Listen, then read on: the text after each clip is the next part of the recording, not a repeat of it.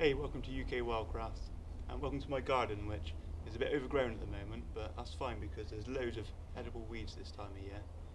So this is my top 7 edible weeds in your garden in spring.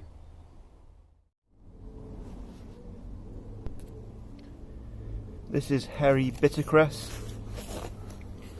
To identify it, you look at the leaves and they grow in a rosette around the base. And the leaves are small and round, like little discs, and they grow in opposite pairs along the stems, and then there's one terminal leaf at the end. They've got a really strong peppery taste, which tastes just like cress. And the flowers, you get small white flowers at the top in spring, and they grow on vertical stems. You'll find these plants growing all year round as well.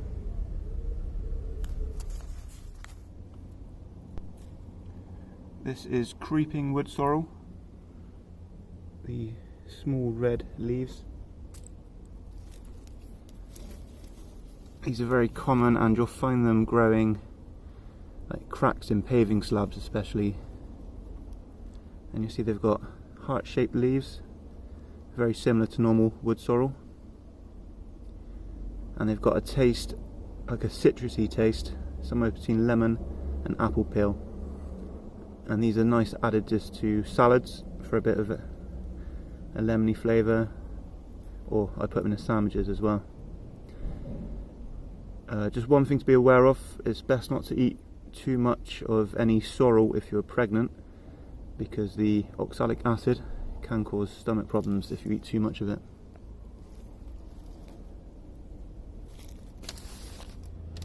This here is Clover.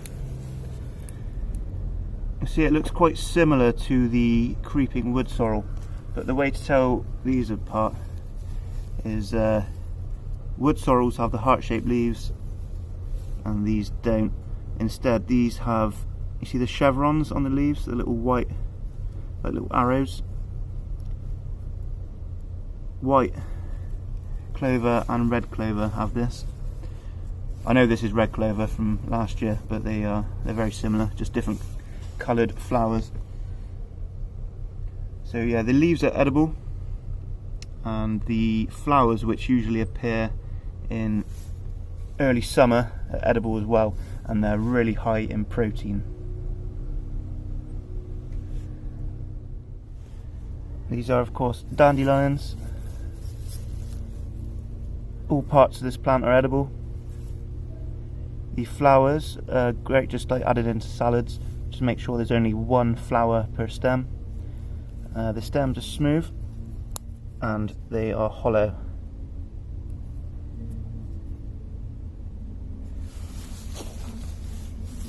The leaves are better when they're younger, and they are very jagged.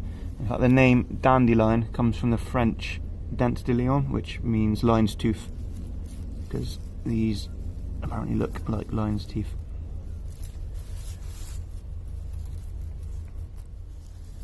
This is plantain,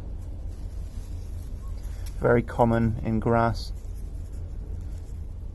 The leaves are long and narrow. There's several types of plantain.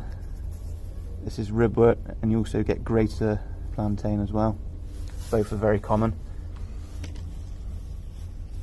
The veins are very strong in the leaf. Normally when you break them, they'll stay attached. Like that. Well, nearly. The veins run parallel to the central stem, and they are edible. They don't particularly taste nice, but you can cook them and it gets rid of some of the bitterness. They've also got quite strong medicinal properties, and antifungal, antibacterial, that sort of thing.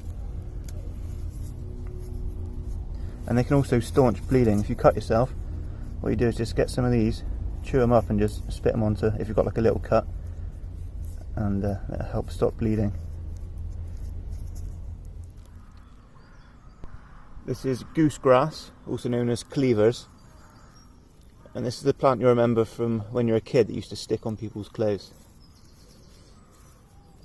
So you just want to collect the top part, just a bit like that, which is the fresh new growth.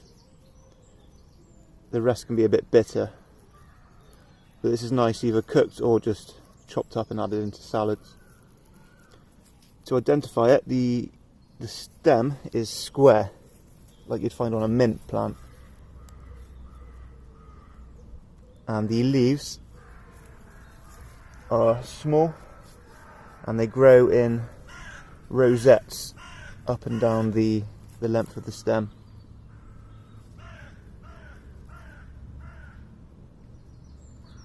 And also the leaves are slightly hairy and the stems have little hooks on, and that is what sticks to your clothes. When it's in flower, the flowers are small and white and have 4 petals. This is the common daisy.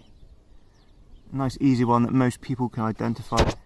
Most people know what the flowers look like.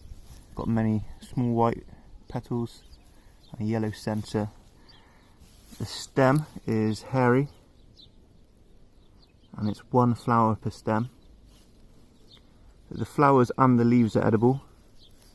The leaves are small and spoon shaped, but I'd only eat the leaves when the flowers are up, so you can definitely identify it, unless you know how to identify it anyway. It's just because there's a lot of plants that have similar looking leaves and not all of them are edible. Thanks for watching UK Wild Grass. If you want to know more about what's available to forage in spring, then you can watch my video on early spring foraging. And if you haven't already, you can subscribe to my channel here.